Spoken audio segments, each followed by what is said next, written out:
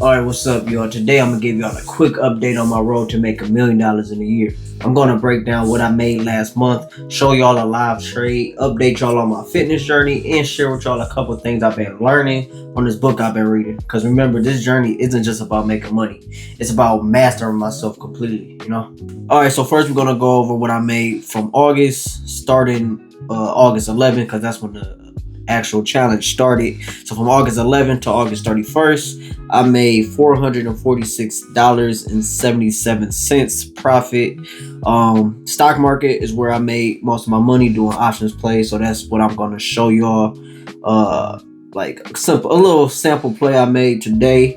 Lost some money at the casino. Regret going there. Gambling is bad. And then I made a little bit of money off of social media, mainly Facebook right now. Like I said, I'm documenting. I'm not focusing on my main gig of where the money is coming from, just focusing on things that I can make entrepreneurially. Do they consider day trades entrepreneurs? I don't know. I need to look that up.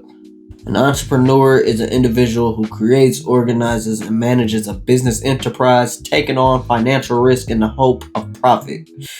Well, I do take on financial risk in the hope of profit. But either way, I'm still an entrepreneur because my main thing is a boxing coach. But yeah, let's go over a quick day trade so I can show y'all how I did profit $500 last month. No way.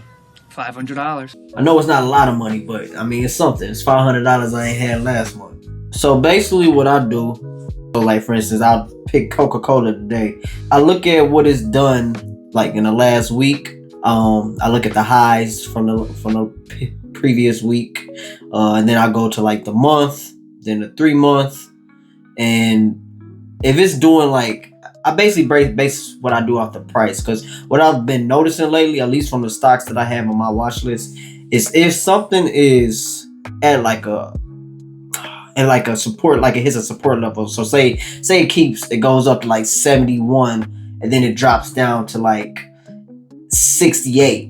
All right, then it goes back up. Then it drops back down to 68, and then it goes back up. So then it goes back down to 60. I'm like, okay, it's most likely gonna go right back up. So when I see stuff like that, that's when I kind of dump some more money into it. So that's what I'm doing today. All right.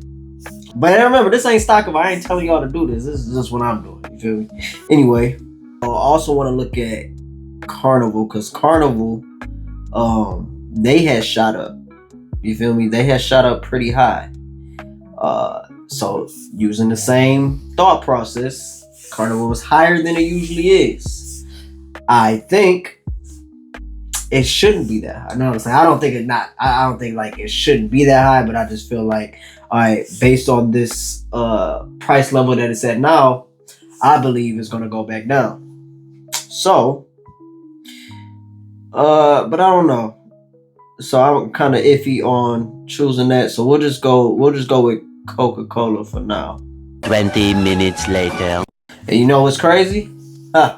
Carnival shot down. Shot all the way down. So look, it was at like 31.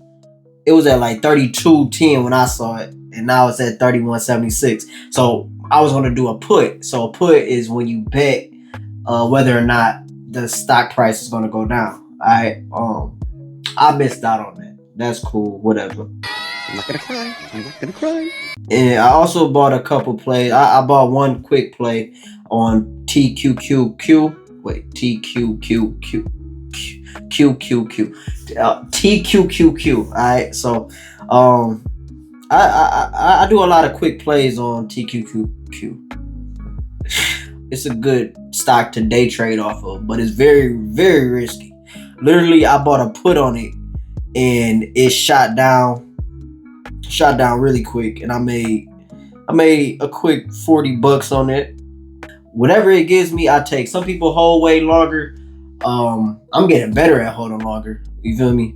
Sometimes I used to just take $15 profits, $30 profits. So I'm getting better at holding on to certain plays and letting it run a little bit longer. Sometimes, like in the past, I did that for holding it for too long, and that's what kind of scared me. But I'm getting better at choosing the right time to buy them. But anyway, let's head to the gym. Let's just go over my fitness journey. I want to just again, this is all about becoming a better version of me. So we're just gonna knock out a few things and then track my progress. I want to get back in fighting shape and see my improvements after a year. So I ran a mile first and I got a horrible time of 8 minutes and 58 seconds. Then I hit 17 pull-ups. My goal is to get to at least 40 by next year. My shoulder is kind of fucked, so I just wanted to see how it felt with light weight on the bench press. Oh. Lifting weights is so fucking gay. My boy thinks lifting weights is boring. He's low-key right, so I never finished my lift. Instead, we just sparred for like 30 minutes. But yeah, this is my starting point. My goal is to be bigger and more cut in a year, so I probably have to lift more weights at some point, unfortunately. Alright, y'all, so we back from the gym. I want to go over this book, The Divine Quintessence. Alright, I know this is not a book club, but I just feel like y'all should check this book out. Alright, it's all about self-mastery, exactly the journey that I'm on, and rising above mediocrity. But yeah, I'm only on page 20, but already I can tell it's a really good book. It's already giving me a new perspective on a lot of things, especially when it comes to like channeling something that's powerful within you and taking full control of your life. So if you're into stuff like that, check the book out. Alright, so that's where I'm at in this journey. My next update, I know I'm gonna be in a much better position. I can't wait to show y'all that. But make sure that y'all like, comment, and subscribe. That way y'all can follow me along on this journey. And if y'all are on your own journey, let me know how it's going in the comments. Alright, I want to when you do the next update, I want to see y'all telling me a goal that y'all accomplished in the last 30 days. Alright, yeah. So until next time. Alright.